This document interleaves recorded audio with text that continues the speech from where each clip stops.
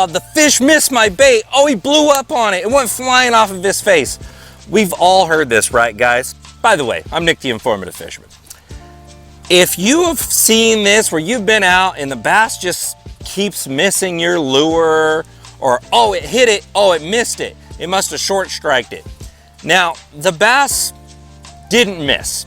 The reality is these fish aren't missing. What's going on is they're changing their mind. You didn't mess up. What you did was you almost did it right.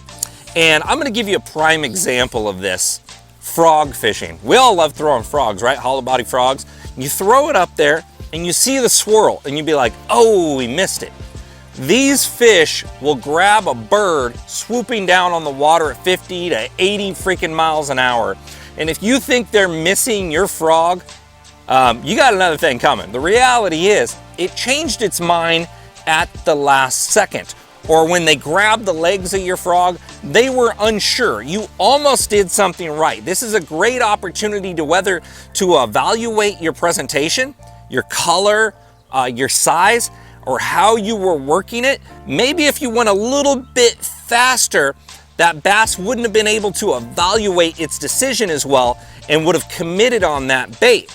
And the same thing is, if you were going too fast and you've seen the swirl, maybe you got just outside of his strike zone and you should slow it down a little bit. When you're subsurface and you feel the hit and the fish drops it real quick, there's something going on there. It could be weight, it could be the feel of your bait.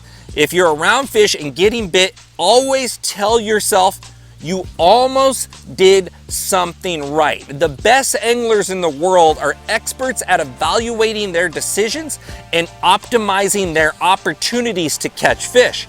I got the opportunity to fish with some amazing anglers throughout the years of me doing videos. And I'll tell you right now, I consider myself an expert. I fish 300 plus days a year, and I will go out with some of the best guys on the water, and I'll notice they'll catch 1 or 2 more fish than me. And if you're looking at a multiple day tournament, those add up. We're talking about 3 to 6 more catches, and that could be huge. One of those can be a 5+ pounder, and we won't even be in the top 10 together. I'll be down 30, 40th place, and they'll be up at 5th place just from making these extra decisions on evaluating the opportunities that they were given.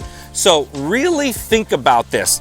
If you're bringing in a bait and they hit it, you almost did something right. And this is a perfect time to think back and evaluate what you know about fishing. You could say, I was fishing a spinnerbait and it was intermittent clouds that day or slightly overcast, and I was throwing a nickel blade, and I've always heard that a gold blade is better on overcast. And then you grab your gold-bladed spinnerbait, you pull it out and you throw it, boom, boom, you're sticking every fish.